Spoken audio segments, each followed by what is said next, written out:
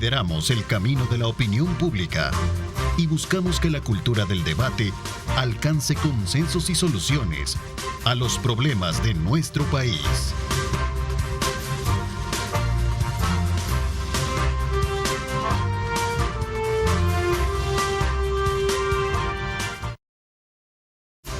¿Qué tal, amigos? ¿Cómo están? Qué placer enorme saludarles a ustedes. Gracias por acompañarse de nuestra señal desde muy tempranas horas de la mañana.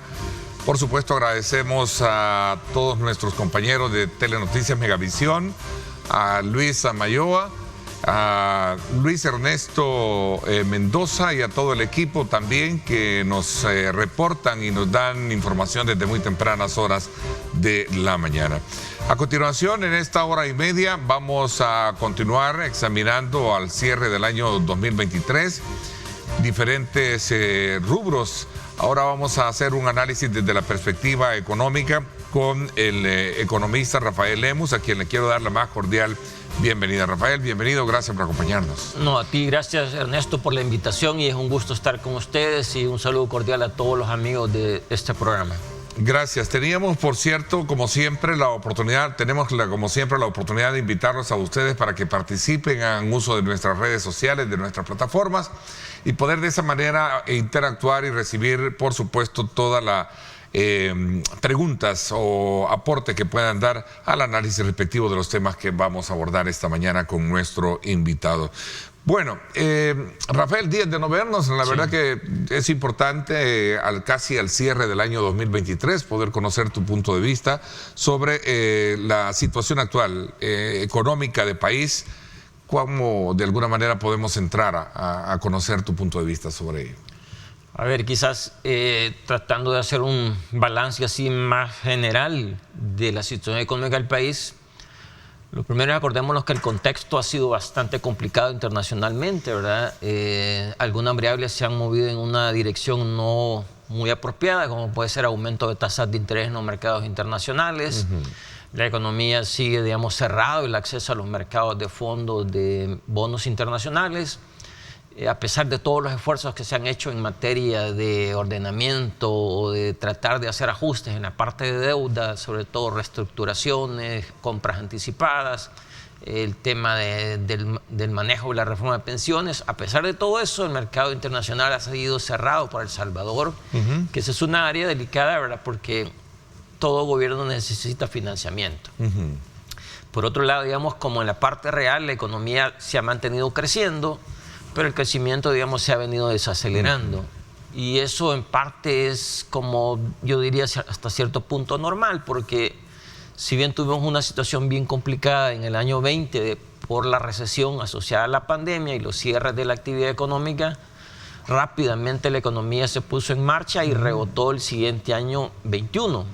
Pero de ahí, digamos, retornó a sus energías más propias y hemos retornado a esos crecimientos en torno entre el 2,5% y el 2%, que es en el nivel en que nos encontramos, ¿verdad?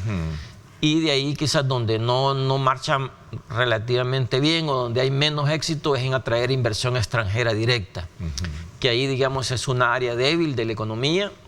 Además que en el camino, por los aumentos de precios, de inflación, ¿verdad? Sobre todo ha golpeado fuertemente a los sectores en general, pero sí hay un rebote en términos de pobreza extrema. Entonces, hay que leer con cuidado esos crecimientos de la economía de 2,5%, porque eso lo que significa es que, a pesar de crecer a esos niveles, que uno pudiera decir, bueno, es lo mismo histórico que se ha crecido. Sí. De hecho, iba a decirte eso, es decir, el parámetro histórico con el cual nos hemos ubicado como país en temas de crecimiento no sobrepasa una tasa del 2,5, lo máximo. Así es, Ernesto. O sea, hemos retornado al crecimiento histórico. Eso lo que significa es que ese crecimiento que siempre hemos llamado lento, ¿verdad? De pocas energías, hay que tener una lectura cuidadosa. ¿Por qué? Porque bajo ese crecimiento se dan dos cosas. Aumenta la pobreza, sobre todo la pobreza extrema, que ahí es un tema delicadísimo, porque estamos hablando de gentes que no logran ni siquiera hacer los 3 tiempos de comida o reducir. Crecemos aquí, pero disminuimos. Y lo otro es pero crecemos también a la par con otro fenómeno. Eso lo que significa social. Es que esos crecimientos no permiten jalar a una cantidad importante de toda la sociedad. Y acordémonos que nuestra economía es bien curiosa porque ese crecimiento lento, ¿verdad?, que pudiera ser como en otras partes normal, nosotros esa normalidad no es tal por una cosa. Ese crecimiento se da con más pobreza y además con una migración. Entonces la migración puede tener dos lecturas, ¿verdad? Una válvula de escape que además en el camino después se te convierte en flujo de remesas. Entonces es curioso porque crecemos lento pero generando más pobres y con una válvula de escape de migración. Okay. A pesar de esa tasa que prevé, por cierto, el Banco Central de Reserva, hablaba con su presidente la vez anterior y me hablaba de una tasa de crecimiento que creo que andaría al cierre ya de este ciclo 2023 alrededor del 2.6 o 2.7%, me decía. ¿Significa que no debemos de sentirnos satisfechos cuando vemos ese otro escenario que tú mismo dices? Bueno, también hemos tenido un crecimiento del nivel de pobreza, algunos costos de los precios se han encarecido, algunos rubros no han tenido, obviamente, que son el eje fundamental de esa estructura de economía, lo que se esperaba, ¿no? Sí, lo que pasa, Ernesto, es que es un crecimiento, ¿verdad? O sea, siempre es bueno crecer. Claro. Lo que pasa es que tenemos que tener en cuenta que ese crecimiento de 2.5, que es el histórico, es básicamente esa normalidad en El Salvador que es creces con más pobres y migración. Que esa migración después se te convierte en más remesas. Y esa dinámica, digamos, ha sido básicamente la que ha persistido como una constante. Nuestra economía, por eso su mayor fuerza está en el motor del consumo y se ha estado acompañando en el pasado también por exportaciones, pero eso no es el caso en el año 22 y en el año 23, o sea, se nos ha estado apagando el motor de exportaciones de bienes, no obstante ha estado mejorando el de exportaciones de servicios. Pero nuestra tradición, digamos, de exportadora ha sido más por el lado de bienes y se nos ha estado cayendo por los sectores, digamos, líderes de esa trayectoria de exportaciones, que entre esos está el grupo textil y otros que han ido en el camino creciendo, sobre todo a Centroamérica u otras regiones. Ahora, ¿cuál fue la diferencia? Y aquí quizás voy a hacer una, no sé si aclaración, pero una acotación. Yo decía que históricamente ha sido un promedio en el que hemos andado, el que estamos estipulando hoy en día. En el 2021 sí tuvimos un crecimiento mayoritario. Sí, no recuerdo que fue el 10 o el 11 casi. Sí, fue más del 10% real, pero acordémonos en esto que ahí había un fenómeno estadístico que era el año 20, te estabas comparando con un año en el que la economía se había desplomado 8% real. Sí. Entonces el siguiente año solo por fenómeno estadístico ibas a crecer. Digamos que quitando ese menos 8 y una suma de más 11, el neto de eso es 3, entre 2 años te da 1,5. Sí, entonces tampoco es que te salva la categoría. Mira, Rafael, no quiero digamos, ser un programa de gran eruditos en esto, pero obviamente los números ahí están. Pero, ¿cómo se traduce esto en el diario vivir del salvadoreño que se está viendo? Yo creo que si uno ya, digamos, va aterrizando esto, ¿sí? El crecimiento real hay que tener presente que no nos permite construir una ruta de progreso mayoritaria, en el sentido de que tú no puedes vender esto como un éxito, crecer lo mismo histórico, porque eso es lo que nos ha llevado a una situación de pobreza y a una situación de migración. Es decir, el país, para tener prosperidad más significativa, necesita crecer a tasas arriba del 4% real de manera permanente o constante, que es algo que tampoco hemos tenido, digamos, en los últimos 30 años, excepto en el periodo después de los acuerdos de paz, allá por el año 92 al 95, que tuvimos un crecimiento fuerte. De ahí para acá no hemos tenido un crecimiento en esa magnitud. Y entonces ahí lo que vemos es hogares que en ese contexto de crecimiento se están empobreciendo, y peor en los últimos años, que ha habido un problema de aumento de inflación, a tal punto que si uno ve la inflación, digamos, de los últimos 4 años, la acumulada es 15%, o sea, del índice general de precios es más o menos 15 puntos, pero solo del grupo de alimentos te supera el 25% la inflación acumulada. ¿Eso qué significa? Que, por ejemplo, si a alguien en los últimos 3, 4 años no le han subido su salario, él, ganando lo mismo, ha perdido 25% de poder de compra la capacidad en alimentos. Ha perdido $25 menos de lo que esos ingresos tienen. Sí, para traducirlo un poquito más. Por cada $100 que él ganaba, ese mismo dinero, ganando lo mismo, le vale $75. Solo puede comprar el 75% en bienes y servicios, en alimentos. Y el otro tema que no hemos conversado mucho, o no te he dado mayor pincelada, es el tema fiscal. Ok, déjame un poquito detenerme en estos dos que planteaba, ¿verdad? Sobre el tema de estos rubros y el tema de la pobreza, cómo ha impactado este tema de la economía, y el otro elemento del factor de migración. Sí. ¿Por qué el tema de la migración, si podríamos dar a entender o podríamos creer que uno de los principales factores que provocaban en el pasado, a lo largo de la historia, el tema de la migración era el tema de la inseguridad en el país? Y esto, quieras o no, han habido ya indicadores muy positivos en esta materia, ¿no? Lo que pasa, Ernesto, es que 2 años. Solo como agregando tu información, recordemos que en los estudios de migración siempre ha salido 2 factores, un tema de seguridad y el tema económico. Que de hecho siempre han sido los 2 factores en disputa de quién pesa más en el tiempo o en la coyuntura. Por supuesto que el tema de seguridad prácticamente se ha desaparecido como tema principal y ha quedado el tema económico como el tema principal o casi que único que está, digamos, afectando la situación de los hogares. Sí. Y ese tema tiene que ver con varias cosas. Uno, que ese crecimiento no permite generar empleos en la magnitud de la demanda que se adiciona por año.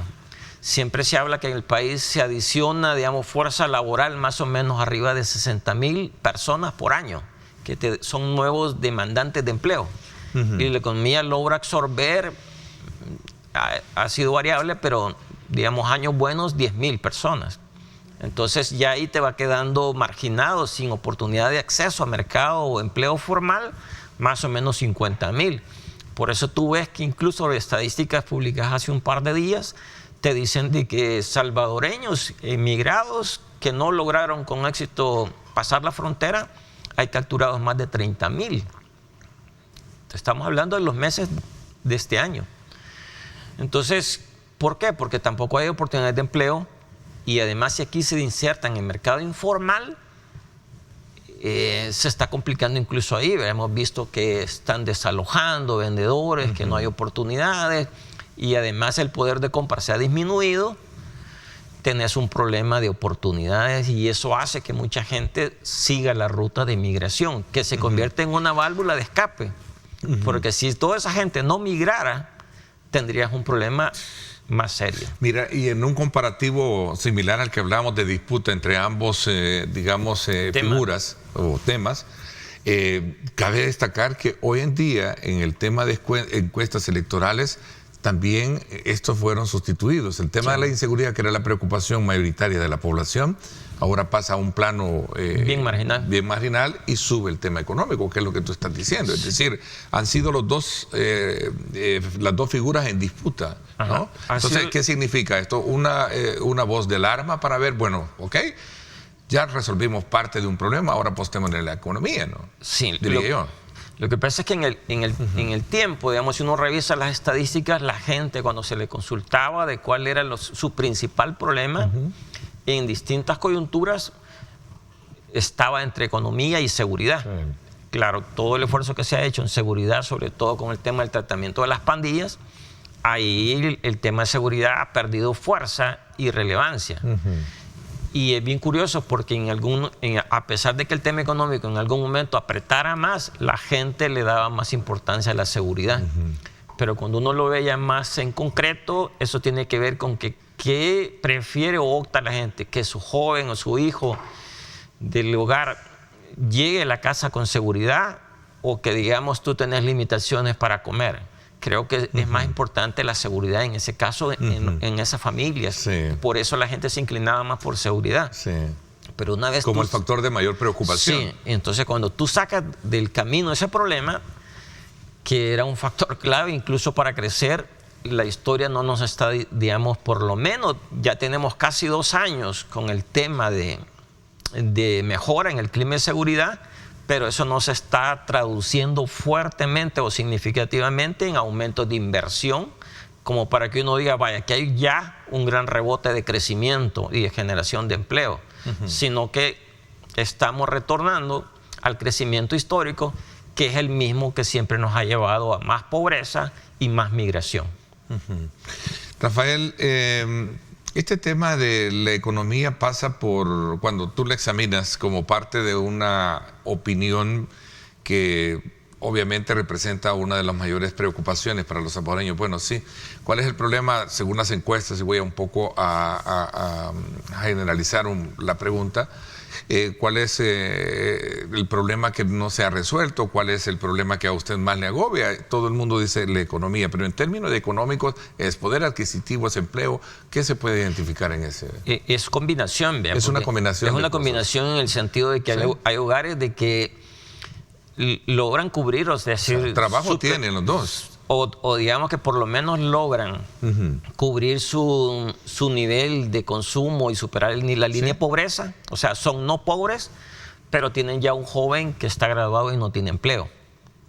Entonces, en ese caso, en ese hogar, el problema es oportunidades de empleo.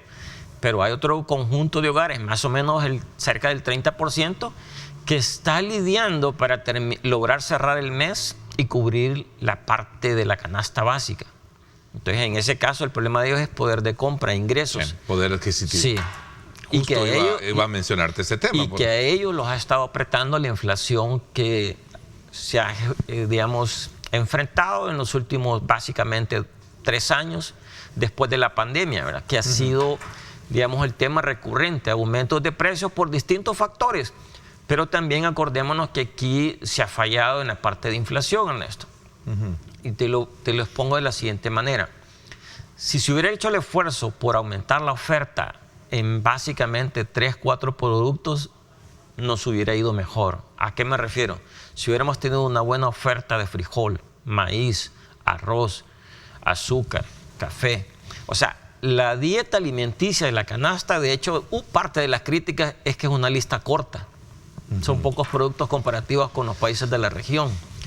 2, que son productos agrícolas. O sea, yo no puedo decir, por ejemplo, que el problema del frijol está caro por la guerra de Rusia a Ucrania. No, ahí creo que pudiera ser algún momento un problema de fertilizantes, pero ya después de 2 años no puede ser esa la respuesta. ¿Cuál es entonces, aunque yo creo saber tu respuesta, pero entonces el problema aquí es no haberle apostado a un tema de desarrollo agrícola? Es que yo creo que parte de esa crítica la enfocan a la inestabilidad en la que cayó incluso el mismo ministerio, que ha logrado, ha estado muy inestable en esa parte. Digamos que ese es un punto débil de la gestión del gobierno, y es la parte económica. No ha marchado bien ni por la parte fiscal, a pesar de que algunas cosas salieron bien, y la parte de producción, porque se te ha caído las exportaciones de bienes por un mercado internacional que digamos, no lo puedes achacar a ellos, pero es real eso. Y el otro tema es la parte agrícola. No solo la inestabilidad de los ministerios, o de los ministros, perdón, sino que no ha habido un programa que uno diga, vaya, aquí está una apuesta de la agricultura que siempre se ha criticado, que es el sector que no se ha logrado apoyar con fuerza. Y lo otro es que tampoco es una cosa así como que no la conozcamos, que tenemos un problema de tecnología. O de mano de obra. Sí, o sea, si en algo los salvadoreños son expertos en producir frijol, azúcar, arroz, café, que eso es bien básico de la canasta de alimentos. Para nadie es un secreto saber que hay sectores que ejercen un control específico a partir de lo que en el pasado se llevó a cabo, todo ese proceso de reconversión en la cual se sustituye, digamos, se desmonta prácticamente todo el aparato agrícola. Bueno, en fin, hay una historia ahí que ahí está y no se puede negar. Lo cierto es que ¿habrán sectores que no les conviene que se desarrollen? No. Yo siento que aquí es un tema de que acordémonos la situación del pequeño agricultor. Que él está con limitaciones de ingreso, subieron los precios de los fertilizantes y de los insumos, y él fue limitando también la cosecha, los cultivos. Y además enfrentó problemas de clima que se pudo ver modificado con una buena orientación o cambios de la genética. Te voy a hacer una pregunta quizás un poco más directa, ¿no? O sea, aquí se importa más y se produce menos. Sí, en una lógica matemáticamente hablando o políticamente hablando. Esa es una lógica, por ejemplo... Para preguntarme, bueno, entonces, ¿quién gana más con esto? En la crisis de la pandemia, el gobierno optó por una solución rápida, pero que iba a tener un impacto a mediano plazo, que es importar granos, atender a la población sin apoyar al productor local. Más bien fue un obstáculo. ¿Te acordás que costaba que permitiera la apertura? La apertura en la pandemia fue todo un conflicto de meses. Entonces yo creo que aquí ha habido una apuesta por resolver, pero no por construir la capacidad de producción en granos básicos, que es la historia de producción del país, pero que además es clave para la dieta alimenticia y para reducir los indicadores de pobreza. Porque cuando tú vas a ver la pobreza, mucha está básicamente en zonas urbanas que se han empobrecido por un tema de oportunidades de empleo e inseguridad, y el otro que es el tema rural, que además ambos tienen la válvula de la migración. Ok, tú eres un hombre de aulas, de números, profesional en el área económica, pero también que conoce muy bien esa fotografía política. Y cuando yo hago énfasis del tema de una apuesta estratégica que reavive ese eje económico agrícola en el país para poder de alguna manera subsanar esos problemas, no es un problema que lo hemos tenido a actuar. Todos los gobiernos han dicho vamos a rescatar la agricultura, pues. Sí, pero nadie lo ha logrado. Por eso yo te hice la pregunta. Lo que pasa es que las apuestas, Ernesto, son importantes. Fuertes económicamente hablando, que no les conviene que el país produzca y que no sea... No creo que exista un tema de eso. Me conviene más la importación, comprar y revender acá que a vender. No creo que exista eso como una política, sino que acordémonos que los gobiernos tienen su énfasis, tienen su visión de qué quieren desarrollar. Y curiosamente, este gobierno que está terminando su periodo no ha sido la apuesta del agro. Eso digamos que es clarísimo. Y los anteriores, aunque... Sí, pero digamos que el tema es que sus apuestas han estado en otro lado. Incluso le han metido más plata al Bitcoin que al tema de una estrategia de desarrollo agrícola. O le han metido más plata, digamos, a inversiones de carreteras asociadas al tema o proyectos, al tema de Sur City u otro tipo de construcción, y no han regresado a intentar desarrollar la parte agrícola. O sea, han descuidado el tema de la seguridad alimentaria y del poder de compra de la población, porque si en este momento, en los últimos años, nosotros hubiéramos construido la capacidad de una oferta más estable de granos básicos, los niveles de pobreza no hubiesen crecido. ¿Cómo cala o corona esta radiografía que hemos hecho en estos minutos sobre el estado de la economía nacional el tema del salario mínimo y su propuesta del CDC de un incremento del 25%? ¿Crees que esto es saludable en un momento como el que pasa el país? Quizás como repitiendo, o la primera expresión es, yo creo que eso necesita, hablar de un porcentaje necesita calibrar. Calibrar, con eso lo que te quiero decir es que hay que ponderar dos cosas. Ya describí que hay un problema real de pérdida de poder de compra. Que solo en alimentos, si uno toma solo ese grupo, se ha perdido 25% acumulado en los últimos años. En general, 15%. Pero que además hay que tener presente otra cosa. Subir salarios es aumentar los costos de producción. Y el país, digamos, ya en sí está, digamos, perdiendo competitividad. Y uno lo puede ver en parte en qué. En que el flujo de inversión extranjera internacional o directa, comparativamente en la región, El Salvador es el que menos recibe de toda la región. Puede ser en el pasado un tema de seguridad, pero en los últimos 2 años deberíamos de preguntarnos por qué no llega la inversión a El Salvador, pero sí está llegando a Guatemala, incluso a Nicaragua y con mucha sobrada magnitud a Costa Rica y otros países de la región. Te hago la pregunta entonces, ¿por qué crees tú que no viene el país? Sí, entonces yo creo que ahí, regresando al tema de aumento de salarios, hay que tener cuidado, porque hoy hay un problema de poder de compra, pero si yo aumento de manera desproporcionada los salarios generales o mínimos, voy a tener un problema incluso de desempleo. Entonces, esta propuesta del CDC como que no es... Lo que pasa es que yo por eso digo, no es que la propuesta del 25%, sí, ¿no? Para nada me opongo a un aumento de salario. No, lo que pasa es que hay que tener una ponderación entre no afectar la creación de empleo y ayudar a que se mejoren las condiciones de la población. Me inclino más incluso por un aumento de la oferta que pueda bajar los precios de aquellos que afectan más directamente en los grupos de pobreza extrema, que es el problema principal. Ok, entonces, un poco para irnos resumiendo esta parte, porque nos queda el otro elemento fiscal para su análisis, como bien tú lo decías, y quiero también examinar desde tu perspectiva cuáles pueden ser, digamos, las esperanzas que pues, se pueden centrar hoy en un escenario político electoral que vive el país y las propuestas que pueden surgir a partir de los actores políticos que están participando. Déjame entonces ver esta parte. ¿El salario mínimo a tu criterio sería improcedente en este momento? No. Digamos que la magnitud de 25% la siento fuerte y que pudiera generar desempleo, sobre todo en un montón de empresas pequeñas y medianas que no tengan la capacidad de absorber ese golpe de aumento de costos. Esa es mi preocupación. Que se tiene que aumentar, yo creo que sí, pero probablemente otra magnitud más pequeña, no 25%. ¿Ya? Y lo otro es que no olvidemos una cosa. El problema principal también es pobreza extrema. ¿Sí? Que esos son, ¿qué? Los grupos que no están sujetos a un salario formal.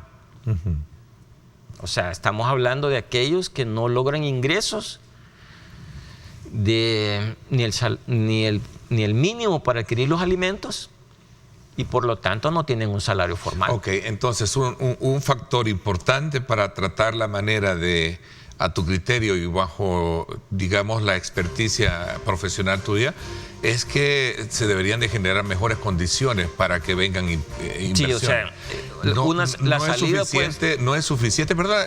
No es suficiente, voy a hacer una pausa y te dejo con esto porque vamos a seguir. No es suficiente 3 acontecimientos o 4 acontecimientos que hemos tenido al año. Miss Universo, que dejó, según cifras oficiales, algunos ingresos muy importantes. Un creciente indicador importante es el número, el tema del rubro turístico, ¿verdad? Hemos tenido eventos como, por ejemplo, los Juegos Centroamericanos, que también no fue. No es suficiente, digamos, ¿qué papel juegan o ponderan en este mismo escenario? Sobre el tema de inversiones me quisiera detener. Voy a hacer una pausa y regresamos con ese punto. ¿Te parece? Está bien. Vamos a la pausa. Gracias por estar con nosotros. Regresamos.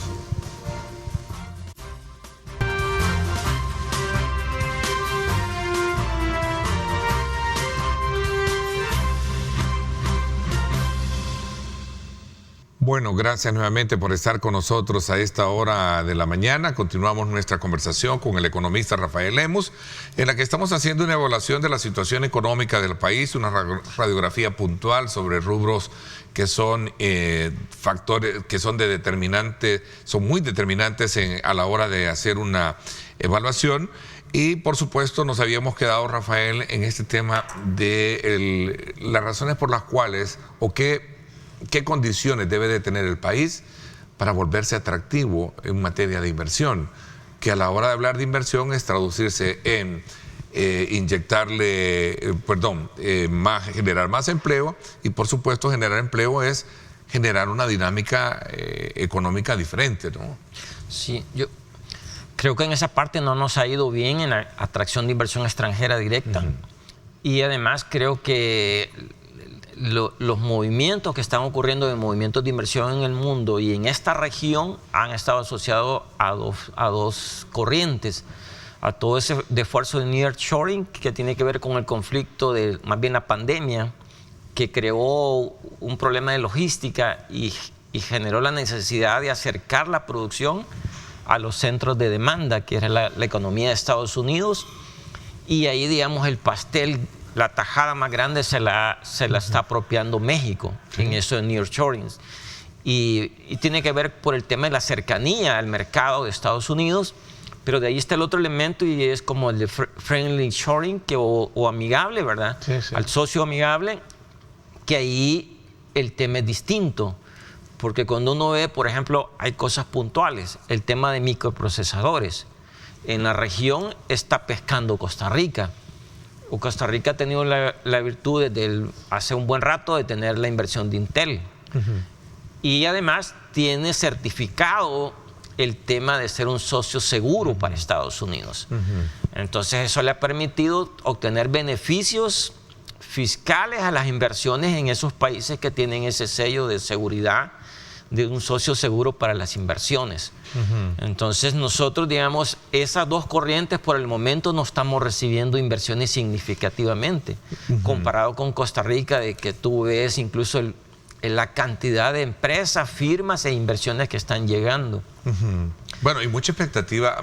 Perdona, voy a hacer un paréntesis. Me llamó mucho la atención esta información que se publicó en el periódico El Diario El Mundo, en la cual el ferry entre El Salvador y Costa Rica suspende operaciones de forma indefinida, ¿verdad? Que creo que eso ha sido, como al principio, una de las mejores y grandes ideas de poder establecer un canal marítimo inmediato, una carretera marítima inmediata, pero ahora resulta que no, que ha habido un problema como este, ¿no? Perdona, hago un paréntesis, que no sé, mira, no sé si te diste cuenta de sí esto. Tiene que ver con una inversión, ¿verdad? Sí, como un intento de reactivar el puerto de la Unión. Sí. Que eso, digamos, está bien.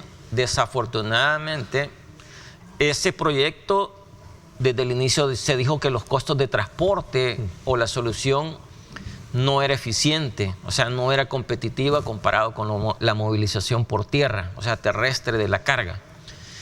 Y los empresarios lo decían, o sea, que para ellos no era como una opción más razonable ni en tiempo ni comparativamente en precio. Entonces, desde ese punto de vista, no estaba, digamos, atendiendo una necesidad de los empresarios y era bien factible que el resultado fuera lo que está ocurriendo, que es el cierre de esa operación. Es una lástima porque es otro esfuerzo de reactivar el puerto de la Unión que fracasa, ¿verdad? Ya hubo otro intento cuando el primer gobierno del Frente trató de poner las grúas, montar la operación y tampoco dio resultados. Entonces, pero en general, digamos, la inversión en el país está pasando, digamos, por un mal momento, yo diría histórico. O sea, tiene que ver con algo que el país no logra, ya sea por el tamaño, por la competencia en costos, u otro factor que no lo vuelve atractivo. Porque yo he escuchado oficialmente de funcionarios decir si tenemos un abanico importante abierto para muchos inversionistas para hacerlo en el país, aparte de que ya hay inversiones. Y te ponía un ejemplo, el caso del ferry, que me llamó mucho la atención. Otro tipo de inversiones en la parte de energía renovables y otros elementos que están ahí, obviamente, ¿no? Es que los inversionistas van a llegar donde hay oportunidades que sean rentables y tengan la seguridad jurídica de sacar sus ganancias o de retirarse libremente de las inversiones. Hay una tasa de aumento de inversiones en la parte turística por parte de salvadoreños. Han habido incentivos que se les abre para poder venir a hacer sus inversiones en el país. Sí. Entonces, y eso sí se está moviendo, Ernesto. Eso sí se está moviendo, es bastante evidente. Tú solamente sales a las costas o a otros puntos de interés turístico y si ves actividad de inversiones, incluso familias que tuvieran una propiedad la han remodelado, la están poniendo ya en arrendamiento para turismo. Entonces sí hay actividad, pero son pequeñas inversiones que no, digamos, exceptuando las nuevas vías que se están construyendo en la parte de la costa, en Oriente. En Oriente, sí. Que eso, digamos, sería otro punto de desarrollo, que ahí, digamos, hasta está como en etapa bastante primaria para que veamos el desarrollo. Es decir, ahí puede haber un boom. Puede haber un boom, o sea, falta que eso se dinamice. Pero la pregunta es, pueden haber como esos brotes, ¿verdad? Que aumentan, pero el problema es si hay inversión sostenida. Eso creo que no necesariamente, por un problema de cómo se administran las costas. Nosotros hemos privatizado la playa. La costa la estamos privatizando, no hoy, desde mucho tiempo, y no se hace un derecho apropiado de la parte de acceso público. Sí. Yo no sé si la población o los amigos se ubican en el sentido de Costa Rica, por ejemplo. Ellos, la playa, la costa, es derecho y acceso público. Nosotros no. Sí. Es derecho y acceso privado. La playa. Y eso no debe ser así. No debe ser así. Y esa diferencia, por ejemplo, vaya, tú ves las imágenes, las fotos de Copacabana o de las costas de Río de Janeiro. ¿Cuál es la diferencia respecto de nuestras playas? Que la inversión ahí es sostenida y es permanente. ¿Por qué? Porque la playa es derecho y acceso público. Nosotros no, es privado. Esa es una buena acotación que haces para que se tome en consideración si se cambia eso, porque aquí fácilmente cualquiera viene y cierra el espacio de la playa y se lo cerró al público y él se quedó con lo privado. Es derecho privado aquí. Derecho privado. Y así hay muchas. Vámonos a las preguntas. Buenos días, la temática es interesante, saludos, dice, pero el otro factor económico es la vivienda, que los jóvenes ya no pueden adquirir, precios están muy inflados. Dice, fíjate que el tema mobiliario es importante también analizarlo desde ese punto de vista, ¿no? Sí, o sea, ahí hay un tema y es que sí está creciendo proyectos inmobiliarios, un buen conjunto de ellos son de apartamentos, de edificios, que uno lo puede ver acá en la ciudad, que ese, digamos, ha sido como una nueva modalidad de construcción. Lo único que es una construcción a unos precios que no son para los salvadoreños que trabajan en el país, ¿verdad? Exceptuando aquellos que probablemente son empresarios, probablemente les esté yendo bien en sus inversiones y tienen la capacidad de comprar un apartamento de $200,000 o más, ¿verdad? Pero esa no es la realidad de los salvadoreños. ¿Por qué se han disparado los precios? Sí. Es un tema de que ¿oferta, demanda o...? Es un tema de que la tierra urbanizada en la parte de la ciudad y de los polos de desarrollo de la ciudad es limitada. Y además está asociado a un problema de acceso de agua y de otra infraestructura de movilidad al terreno. Entonces, como esos puntos son escasos, la opción incluso para hacer más rentable el escaso terreno es construir edificios de apartamentos. Ok, tu panelista ha reconocido que no estamos mal, que la economía no está tan bien, pero que tampoco está mal, lo cual significa que la oposición ha mentido en el pasado diciendo que el país estaba por quebrar. No, es que el tema fiscal no le hemos conversado. Vámonos a lo fiscal, entonces, porque sí tenías razón. Lo fiscal, la crítica ha sido de que la dinámica de una expansión de gasto con deuda solo puede terminar mal. Tan así que este año se cometió un impago a los trabajadores. Se decidió pagarles 0 tasa de interés y capital el año 2023, 24, 25 y 26. Eso es un impago. A eso nos referimos, que ese sí es un perjuicio a los trabajadores, que aquellos que cotizan en una AFP van a terminar con pensión más baja porque por año van a dejar de recibir $500 millones. Acumulado, el fondo no va a capitalizar $2,000 millones. ¿Por qué? Porque no se fue cuidadoso y prudente en la gestión fiscal. Eso fue lo que señalamos, que ese riesgo de caer en impago estaba si no se cuidaban las finanzas públicas. Y como se ha destruido el marco institucional, no hay ley de responsabilidad fiscal. No hay un acuerdo con el fondo que te ponga límites a la expansión del gasto y la deuda. Y 3, la Asamblea se ha convertido en una maquila de aprobación de deuda y de modificaciones al presupuesto. Solo para que tengan una idea, el año 2022, la Asamblea, o sea, entre reformas a la ley del presupuesto y modificaciones de acuerdos ejecutivos, hay 66 en el año 2022. Y el aumento de esas modificaciones suma más de $2,000 millones en el presupuesto aprobado. Claro, no se ejecuta todo, pero ya te dice, o sea, si tú apruebas un presupuesto más o menos de 7,000 y lo elevas a 9,000, la magnitud de cambio es de 33% o más.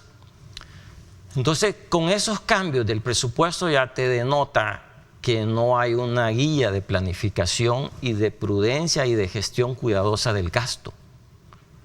Si tú tienes un control institucional en el cual cualquier solicitud se aprueba con dispensa de trámite, perdiste el papel del control institucional del gasto. Uno de los principales argumentos que escucho decir cuando planteamos esa pregunta de que no hay una discusión es porque ahora hay una nueva forma de hacer política, diferente a lo que se hacía en el pasado.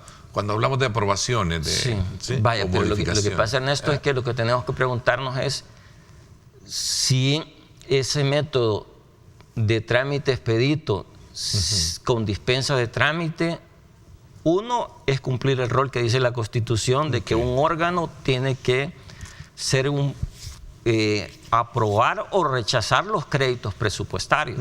Pero si tú sabes que es un simple trámite, cualquier cosa que mandes te la van a aprobar, pero no solamente eso. Desde el momento que el país cayó en impago este año y ha perjudicado a los trabajadores, eso no es una gestión prudente, eso no es algo bueno para la población. O sea, yo no puedo decir, miren, aquí se tiene una nueva forma de gestión fiscal que es cualquier solicitud de aumento del presupuesto y del gasto y de deuda se aprueba y hasta con dispensa de trámite. Sí, pero ¿cuál es el resultado? Que los trabajadores se les cometió un impago de un bono de deuda de 8.397 millones de dólares. O sea, yo no puedo decir que eso ha sido bueno para la población. Si al final el interés es la población, pero la voy a perjudicar, porque uno debe tener claro algo, Ernesto. La expansión de gasto con deuda solo va a terminar mal para la población. Ya tenemos el primer resultado este año. Se cometió un impago contra los trabajadores. No solo eso. La pregunta es, ese bono que decidieron no pagarle nada el año 23, 24, 25 y 26, pregunta, ¿el año 27 van a poder pagarlo? Porque ese año ya va a tocar pagar del año 27 en adelante, solo por ese bono, más de 600 millones de dólares de servicio de ese bono. Más el servicio de los bonos que están emitiendo de los COP, que es las nuevas emisiones de los que antes eran SID, que solo este año 23 que está terminando ya se emitieron más de 800 millones. Entonces, si tú sumas los dos servicios, allá en el año 27, solo por ese factor, te va a sumar cerca de 800 millones de dólares que hoy no estás pagando. Entonces, la pregunta es, ¿y la respuesta cuál va a ser del gobierno? Si hoy no dijo que no podía pagar, te va a poder pagar en el año 27. Y yo este año te dijo que no te podía pagar después de haber recibido un aumento de ingresos de más de 2.000 millones de dólares de recaudación. Entonces, ¿qué tenemos que hacer? ¿Es cambiar un poco el método? No, así brevemente, porque tengo una pregunta que quiero aprovechar. Sí, rapidito, lo que hay que hacer es, vaya, si dejaste de pagar, tenés que construir eso que has dejado de pagar, construir la capacidad en el año 27 de pagar. Pero vaya, el año 23 ya te gastaste los 500 millones de dólares. Este año ya metiste al gasto el presupuesto y te lo vas a gastar. Pero no estás construyendo en el gobierno la capacidad de recibir más ingresos.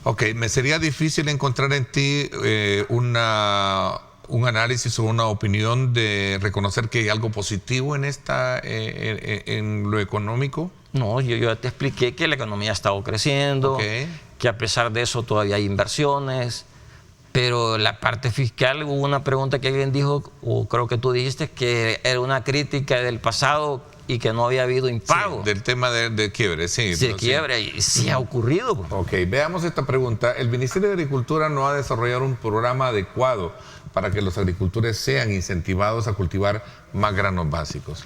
Yo creo que este es un tema de que, vaya, subieron los costos de fertilizantes, pero también no hemos metido la innovación de nuevas variedades de semillas que sean resistentes a los problemas de clima. Y ese es un problema que no lo va a resolver un pequeño agricultor.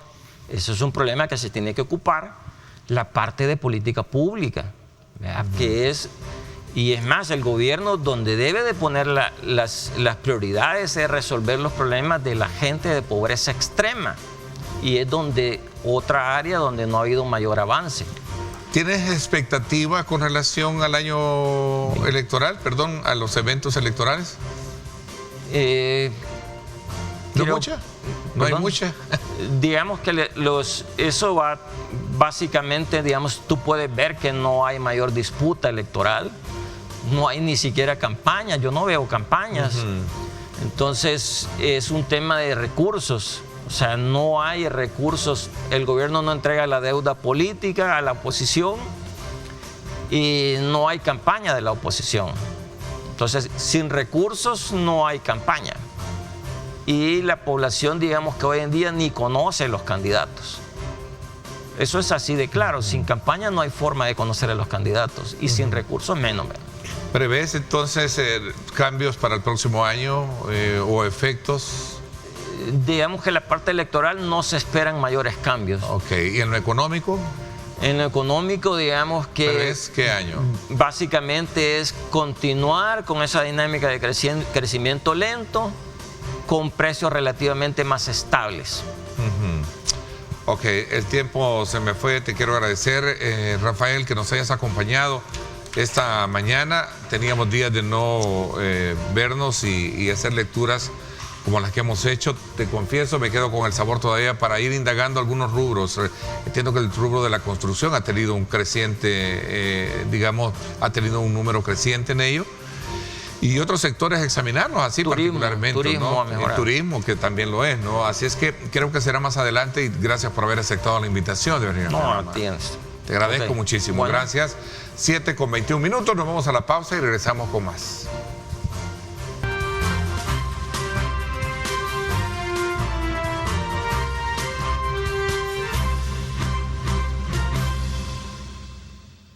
Bueno, gracias nuevamente por estar con nosotros. Agradecemos a Luis Ernesto Mendoza por colocarnos también en este avance con la información oportuna a esta hora de la mañana. Antes de continuar en la presentación de nuestro invitado de la segunda parte del programa, quiero decirte que en esta Navidad regalas salud a tus seres queridos. Haz tus compras de medicamentos o dermocosméticos con los verdaderos precios bajos que solo encuentras en Farmavalue. Así es que desde ya, recuerda, descarga tu verdadera app del ahorro y pide tus medicamentos con los verdaderos precios bajos los 365 días del año. Bueno, esta mañana quiero saludar al licenciado Ricardo Romero. Él es jefe del área de educación financiera de la Superintendencia del Sistema Financiero, con quien vamos a hablar acerca de cuál es el presupuesto o cómo manejar el presupuesto en términos de ser más ahorrativo, de ser más efectivo y sobre todo también en este tiempo que estamos viviendo de fiestas de Navidad y fin de año. Bienvenido, gracias por acompañarnos, Ricardo. Gracias, Ernesto, muy buenos días a todas y a todos los que nos sintonizan. Es un gusto como Superintendencia y Sistema Financiero poder estar en este espacio conversando de cómo manejar nuestras finanzas pues en esta época navideña y en este fin de año. ¿Se puede hablar de educación financiera o de administración de presupuesto personal? Sí, creo que es importante tener en cuenta que necesitamos tener un presupuesto. Muchas veces cuando nosotros hablamos de presupuesto personal o presupuesto financiero personal, como que lo sentimos como una palabra todavía rara, una frase rara. Sí, que no encaja en mí, que esto es más, se lo escucho a gente de gobierno, claro. Se lo escucho más a empresas. Exactamente. ¿Qué pasa si nosotros hablamos de una empresa? El presupuesto anual de la empresa. Ahí andan, nos dicen nuestros jefes, ¿verdad? Ya como a mediados de año, vayan pensando en el presupuesto del otro año. Y sabemos que hay un presupuesto donde van a ser los ingresos de la empresa, los gastos, cómo van a venir las inversiones de las empresas, ¿verdad? Y si voy a necesitar un financiamiento para alguna remodelación de la empresa o para hasta capital de trabajo. Entonces, cuando nosotros lo traemos para nosotros, para nuestras finanzas personales, realmente aplica igual. Tenemos que saber cuáles son nuestros ingresos, cuáles son nuestros gastos, ¿verdad? Si vamos a necesitar hacer alguna inversión y si necesitamos en algún momento, pues sacar un financiamiento para poder lograr ese objetivo que nosotros queremos, ¿verdad? O sea, debería ser como una especie de ejemplo, saber que una empresa presupone sus gastos, presupone sus inversiones, etcétera, etcétera, sus ganancias, ¿verdad? Sus pérdidas. Así es. Deberíamos de vernos también de manera introspectiva de esa manera. Así es. Somos una empresa. Claro, así es. Y si nosotros podemos ver y decimos, bueno, si las empresas funcionan, aquí en El Salvador sabemos que hay empresas que tienen una larga trayectoria, 40, 50, 70 años, y lo que ocupan es un presupuesto para poder saber dónde están ahora, dónde van a estar dentro de 5 años, dónde van a estar dentro de 10 años, pues nosotros podemos tomar ese ejemplo también y aplicarlo para nuestra vida, ¿verdad? Es importante. Ahora bien, podríamos estar diciendo por dónde empezamos. Uno, ¿verdad? Y también, bueno, ¿y cómo puedo yo de manera, con lo que tengo, hacer un presupuesto? Si todo ya sé que tengo que pagar la luz, tengo que pagar el agua. Hablamos de una educación personal, y aquí estamos hablando de diferentes rangos o estratos de personas que reciben dinero, ¿no? Claro. Y creo que es importante, la educación financiera es el proceso a través en el cual nosotros, a través de información, a través de herramientas, podemos ir logrando un objetivo. Entonces podemos diferenciar, educación financiera es ese proceso, ¿verdad?, que nosotros vamos a hacer. Y de ahí por otro lado tenemos la planificación financiera personal. En la planificación financiera personal nosotros podemos decir, es importante que identifiquemos primero cuáles son nuestros ingresos, ¿verdad?, que nosotros apuntemos qué es lo que yo recibo todos los meses. Y de ahí podemos hacer el ejercicio de cuáles son mis gastos que yo hago durante todo el mes. Como tú decías, a veces sabemos que gastamos en luz, en agua, en el alquiler o en el pago de la hipoteca de la casa, en el transporte, en ropa. Pero a veces no logramos saber en este mes cuánto fue mi gasto, cuánto fue mi consumo. Y por otro lado tenemos cuánto es lo que nosotros destinamos a financiamiento. Ya sea que tenemos un préstamo de estudio, del carro, de la casa, podemos decir eso es diferente al consumo que nosotros tenemos. Cuando nosotros ya partimos del consumo y sabemos cuánto es lo que gastamos durante el mes y tenemos nuestros ingresos, podríamos decir, bueno, ya que tengo mis ingresos y mis gastos, a ver, como tú decías, ¿me voy con ganancia cada mes o me voy con pérdida? ¿Verdad? Y a ese podría ser nuestro primer punto de partida, y así nosotros sacamos eso para el siguiente mes, para todo el año, ya nosotros podríamos decir, hemos identificado nuestro presupuesto.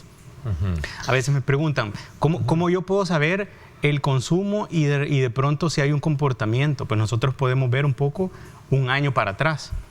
Un año atrás y vemos nosotros cómo han sido nuestros consumos, ¿verdad? Podemos también llevar un historial de los gastos de energía, de agua y ver si en algún momento del año pues tenemos alguna diferencia y poder sacar un promedio para establecer el presupuesto.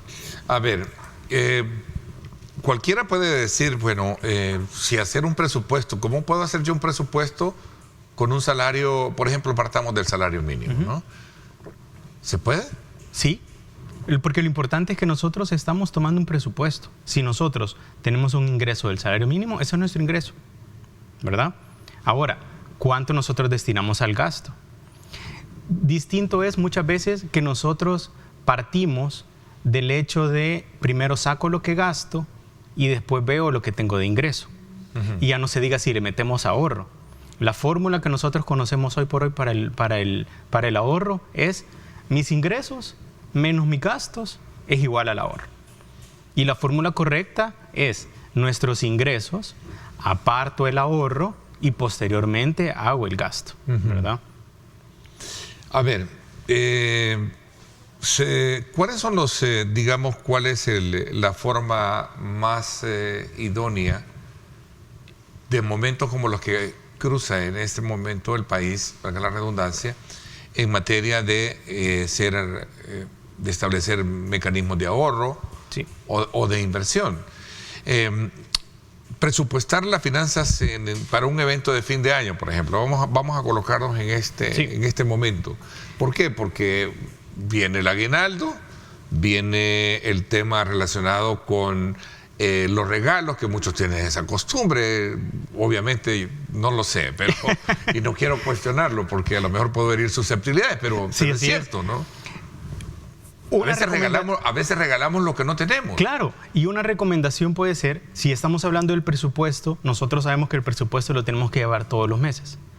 Y ahora es un momento extraordinario, porque tenemos un ingreso extraordinario, compromisos extraordinarios, como esos regalos que estamos hablando, que muchas veces hasta regalamos porque nos han invitado a una reunión y cómo vamos a llegar sin un regalo. Entonces un consejo puede ser, hagamos un presupuesto para estas épocas. Porque nosotros sabemos que vamos a tener que dar regalos, vamos a tener que asistir a alguna reunión. El 24 y el 31, fijo, nos reunimos en familia, ¿verdad? Hay que preparar la cena, ¿Sí? Hay que llevar los regalos de Navidad de nuestra familia. Entonces nosotros podemos realizar un presupuesto justamente para esas fiestas. Entonces nosotros saber, bueno, si nosotros jugamos amigo secreto en oficina, si jugamos con la familia amigo secreto, nosotros podemos decir, bueno, el presupuesto es tanto de este amigo secreto, más o menos siempre se dice, y ahí yo voy ya haciendo mi presupuesto. Por ejemplo, en mi caso, mi familia jugamos amigo secreto. Entonces yo, desde principio de mes, les estoy diciendo, bueno, empiecen todos a poner su lista. Y no solo eso, poner la lista, porque yo hago una estrategia. Es saber cuál es el regalo de mi amigo, de mi amiga secreta.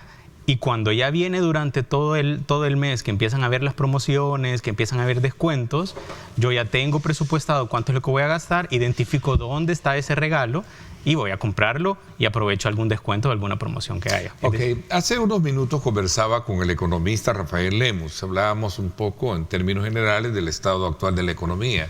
Sabemos que existe un nivel de pobreza que obviamente es una realidad, si lo queremos ver desde el punto de vista sociológico. Pregunta, este tema de la educación financiera es una cuestión de actitud personal, ¿sí? Sí. Más allá de digamos, de un compromiso que pueda venir de una política, o es también producto de esto. Entiendo que estar al frente de un departamento o de un programa de educación financiera de la Superintendencia del Sistema significa eso, pues, ¿verdad? Saber de que es importante que la población tenga todas las herramientas educativas para poder sacar el mejor provecho de lo que son sus ingresos, ¿no? Justamente, y quizás en lo primero, totalmente, la educación financiera, las finanzas personales es una actitud personal, es decir, tengo que tener la disposición y el interés de preocuparme por mis finanzas, primero. Y segundo, en el tema de política nacional, el presidente Nayib Bukele creó el Consejo Nacional de Inclusión y Educación Financiera. Este consejo está formado por 10 instituciones de gobierno donde participa la Superintendencia del Sistema Financiero. Este consejo es coordinado por el Banco Central de Reserva y es este consejo el que tuvo el encargo de diseñar y presentar a aprobación del presidente la Estrategia Nacional de Educación Financiera. Entonces, es decir, si hay una herramienta, una política donde nos dice cómo se va a manejar la educación financiera en el país, y lo que se hizo fue identificar cuáles eran esos segmentos prioritarios. Y en esas 10 instituciones de gobierno se fueron distribuyendo esos segmentos prioritarios.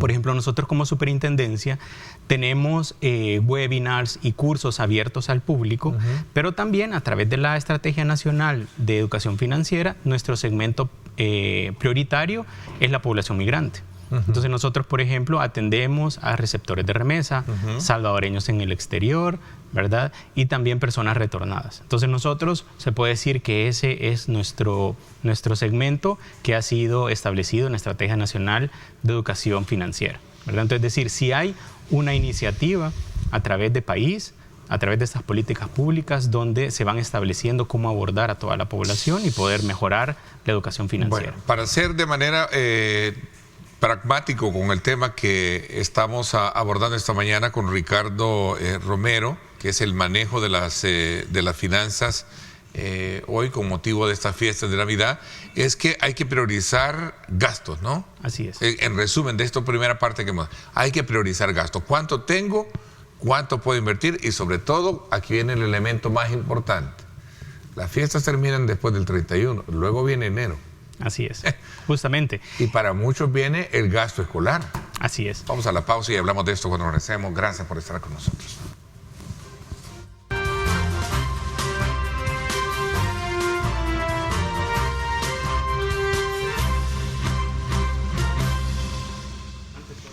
Bueno, gracias. Hablar de educación financiera es hablar de una actitud preventiva, ¿verdad? también de aventurarse a hacer cosas que con poco, como dice aquel viejo refrán, vea, si del cielo me caen limones, hago limonada. Aprender a hacer limonada, ¿no? Entonces, si estos son mis ingresos, también trazarme un presupuesto, un proyecto que me permita también ir avanzando. Correcto. En ese horizonte, a lo mejor de dificultades, porque no todo a veces resulta ser fácil, ¿no? Sí. Y por esa razón yo creo que es importante plantearnos esa pregunta. ¿Cuáles son, cómo puedo yo identificar esos gastos, la prioridad que puedo tener? Que esa fue la pregunta que dejé planteada. ¿Y cuáles deben de ser las estrategias? Sí. En este caso que recomiendan ustedes como superintendencias y el programa de educación financiera, ¿no? Perfecto, buenísimo. Lo primero, identificar gastos. Realmente cuando nosotros ya hacemos este ejercicio de saber cuánto es lo que gasto en el mes, muchas veces también está de que, y si bajo como ahora todo digital, ¿verdad? Si bajo una aplicación, si tengo que tener una plantilla especial, necesitamos nada más un papel y lápiz, la historia de los últimos meses y nosotros saber cuánto es lo que hemos gastado. Cuando ya vemos en papel en dónde se está yendo nuestro dinero, podemos identificar y decir, realmente quiero que se vaya en este tipo de rubro, quiero gastar esto realmente en lo que está en el consumo de ropa, por ejemplo. Puedo gastar esto en la parte de alimentación, de salir a comer, los deliveries, eso realmente es lo que yo quiero gastar. Entonces, cuando ya tenemos eso identificado, podemos saber y decir, bueno, voy a priorizar en esto mi gasto, voy a reducir este gasto. Y es importante en esta parte, cuando hablamos de la reducción del gasto, es que muchas veces asociamos presupuesto, sacrificio y limitarme, ¿verdad? Entonces ya uno dice, no, es que si yo tengo un presupuesto y me invitan a salir a comer, no puedo porque tengo un presupuesto. No puedo porque realmente el presupuesto nosotros tenemos que considerar que si nuestro estilo de vida es salir ciertas veces al mes, una cantidad, y presupuestémoslo y pongámoslo. Si nosotros pedimos delivery cierta cantidad de veces al mes, presupuestémoslo, porque al final nosotros sabemos que nuestras finanzas personales van a ser para toda la vida y no podemos estar en una actitud siempre de estar martirizándonos y estarnos sacrificando, pongámoslo. ¿Mito o realidad, Ricardo? Decir el aguinaldo lo estoy esperando pero ya lo tengo comprometido. Creo que tenemos un poco de mito y un poco de realidad. Un poco de porque todo. Lo que hablábamos al principio, ¿no? Claro, porque es que pasa si nosotros hemos tenido un poco de desorden en lo que ha ido del año, ¿verdad? No hemos identificado por dónde van nuestros gastos, o a veces nos ha pasado que nos endeudamos en algún momento donde no era necesario. Realmente el aguinaldo puede ser una buena herramienta para nosotros nivelarnos e iniciar el otro año de una mejor manera. Entonces podríamos decir, ya está comprometido, porque voy a ir a arreglar, ¿verdad? Un poco ese desorden que hice durante todo el año. A tapar los hoyos que he hecho. A tapar los hoyos, sí. Porque es el aguinaldo puede ser una buena estrategia, por ejemplo, en el tema de las tarjetas de crédito, ¿verdad? Yo considero que las tarjetas de crédito son un medio de pago, ¿verdad? Muchas veces las tarjetas de crédito se habla mal, pero solo son un producto financiero que me sirven para poder pagar. En vez de con efectivo, el término, un poco a lo popular, sacan de agua, ¿no? Así es, así es. Pero también te meten en problemas si no sabes. Justamente, y es que aquí el tema es que como ya hablamos que las tarjetas de crédito son un medio de pago, lo que estoy haciendo es que estoy pagando la tarjeta de crédito y cuando me llegue el estado de cuenta, esa compra, como yo ya la tenía pensada, la tenía presupuestada, voy y hago el pago de la tarjeta de crédito, ¿verdad? Cuando ya nosotros ocupamos la tarjeta de crédito como un financiamiento, puede ser que ahí nos venga a tener un poco de problema, ¿verdad? Pero entonces ahí es donde nosotros decimos, tengo el aguinaldo y tengo algunas compras que en algún momento tuve que hacer por una debilidad, ¿verdad? Porque también tenemos que identificar si las compras fueron necesidad o fueron deseos, ¿verdad? Porque muchas veces tenemos tanta publicidad, ¿verdad? O de repente vemos que nuestro vecino, nuestro compañero se compró una nueva corbata, ¿verdad? Nosotros pues vamos y compramos una nueva corbata también o unos nuevos zapatos, ¿verdad? Entonces ese aguinaldo nos puede ayudar para nosotros ir a pagar esa compra que ya hicimos. Y darnos el gusto. Pero yo creo que de todo esto es el tema de actitud y sobre todo también de ser racionales a la hora de saber con qué cuentas, ¿verdad? Y qué es lo que puedes llegar a necesitar en el futuro. Porque esto de los aguinaldos me lleva a la siguiente pregunta. Viene para enero, para muchas familias, viene el tema relacionado con la compra de útiles escolares, El pago de la matrícula. el pago de la matrícula y otros aspectos que están ahí precisamente Totalmente. plenamente identificados para esa época, ¿cierto? Y ahí viene también el aguinaldo que puede servir para eso, ¿verdad? Realmente Sí, para hay- apartar una parte de ello también. Exactamente. Entonces, como ya hablamos, nosotros vamos a tener un presupuesto para estas fiestas, ¿verdad? Un presupuesto especial, separado de nuestro presupuesto mensual. Entonces, si nosotros identificamos cuánto vamos a gastar en la cena navideña, en la cena de Año Nuevo, vamos a gastar en los regalos, nosotros decimos, bueno, voy a gastar esta cierta cantidad, identifico cuánto es mi aguinaldo y también puedo llevar en este momento traer cuánto debo de pagar de la matrícula y de los útiles escolares. Y ahí identificar y decirlo, voy a apartar esta parte para eso. Porque, justamente como tú decías, el 1 de enero ya viene otra vez el año nuevo y hay que empezar de nuevo, ¿verdad? No se acabó el 31 de diciembre. Definitivamente. Me piden la última pausa comercial. Regresamos un poco con algunas preguntas que creo que son válidas. Me gustó escuchar decir, bueno, que ustedes tienen webinar, tienen otros, programas también de asistencia y de apoyo. Sí. En ese énfasis de modelo de educar financieramente a las personas. ¿Cómo puedo yo entrar en esa dinámica? Creo que es importante De acuerdo. plantearnos eso. 7:50 minutos, pausa y regresamos con más.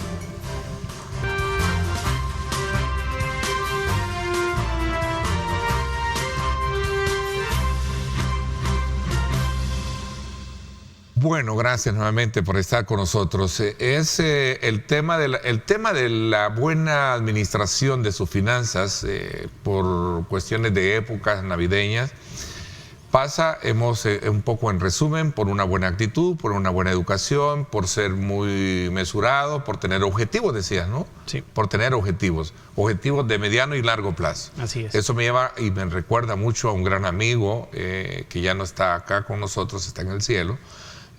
Mi amigo Jorge Rodríguez decía y me enseñó a decir, Ernesto, usted tiene que tener ya un plan de vida. ¿Qué quiere ser, qué quiere tener o dónde quiere estar o verse dentro de aquí a 10 años? Y a veces eso nos falta a nosotros, Correcto. ¿no? Saber cuáles son nuestros objetivos de vida. Nos hace falta tomarnos ese tiempo, sacar una lista de cuáles son mis objetivos, ponerles un plazo y un monto determinado. Porque ya con eso nosotros identificamos cuánto voy a requerir y cuándo lo voy a requerir, ¿verdad? Y lo importante aquí también es que tienen que ser objetivos que sean alcanzables, ¿verdad? Nos ponemos en nuestra realidad y sabemos, comprarme a los 40 un deportivo color rojo descapotable, pues probablemente no vaya a ser un objetivo. Bueno, pero si tienes muy el claro. ingreso y tienes el excedente, está bien. Exactamente. Pero lo importante es que lo identificamos, sabemos Sí. cuánto vale y cuándo lo Pero quieres. si no tienes el excedente y los compras, ahí viene el problema. Exactamente. Entonces creo que eso del plan de vida es crucial porque nosotros vamos a tener un objetivo por el cual ahorrar, un objetivo para el cual invertir.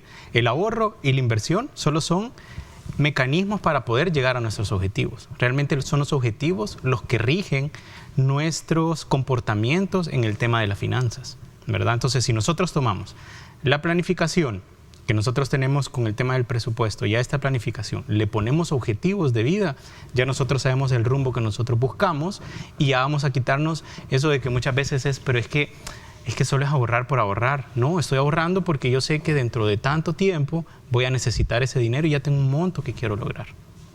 Hay una digamos como una especie de cifras que demuestran de que el salvadoreño estadísticamente está endeudado.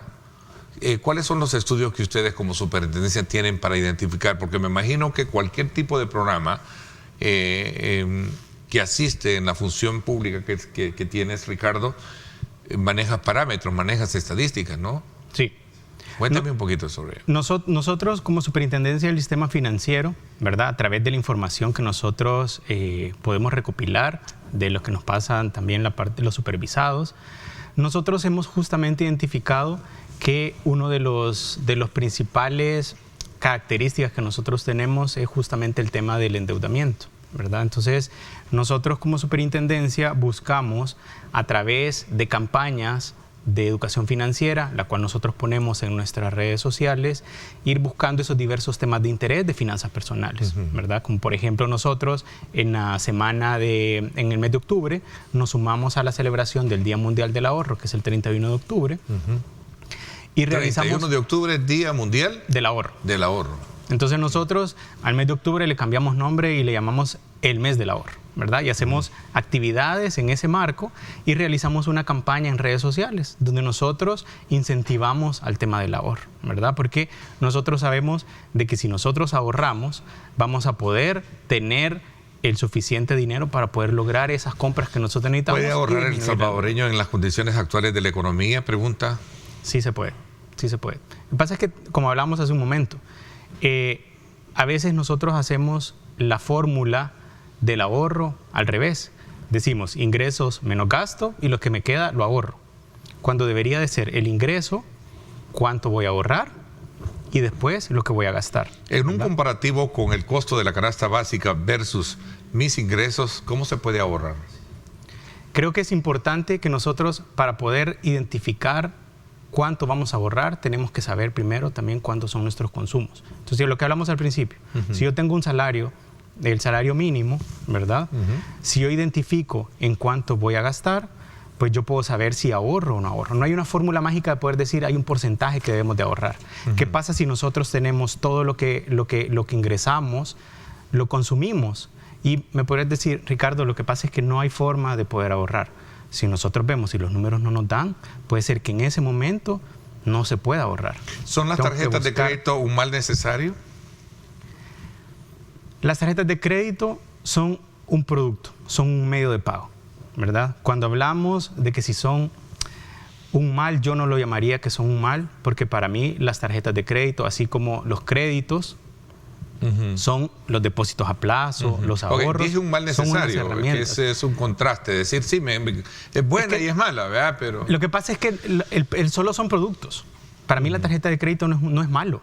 ¿Por qué? Porque la tarjeta de crédito nos permite pagar, nos permite acceder, si hay algún descuento, poder ocupar ese descuento, nos permite poder tener cuotas sin intereses. Estos son riesgos asociados, ¿no?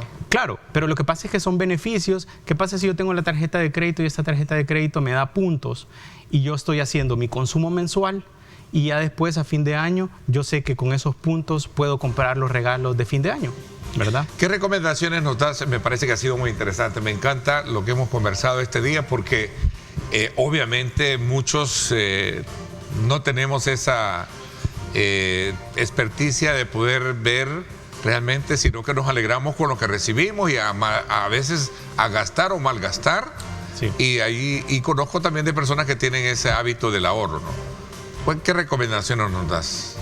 Creo que la primera... Para estos días. Sí, la recomendación es presupuestemos qué vamos a gastar durante este mes, durante esta temporada. La temporada navideña y de fin de año son momentos especiales para disfrutar en familia. Si nosotros tenemos un buen presupuesto y tenemos identificado cuánto vamos a gastar, no tiene por qué las finanzas ser un elemento que nos opaque estas fiestas. Ricardo, ha sido un gusto conversar contigo sobre estos temas. Espero que sea de manera más frecuente porque creo que es importante entrar en esa dinámica de ver que el ahorro es necesario tenerlo de manera muy, pero muy presente en nuestro presupuesto. Muchas gracias por habernos acompañado. Gracias, Ernesto, por la invitación. Gracias por mi parte. Eso es todo por hoy. Pásenla bien y como siempre recuerden lo más importante, amar a Dios sobre todas las cosas. Lideramos el camino de la opinión pública y buscamos que la cultura del debate alcance consensos y soluciones a los problemas de nuestro país.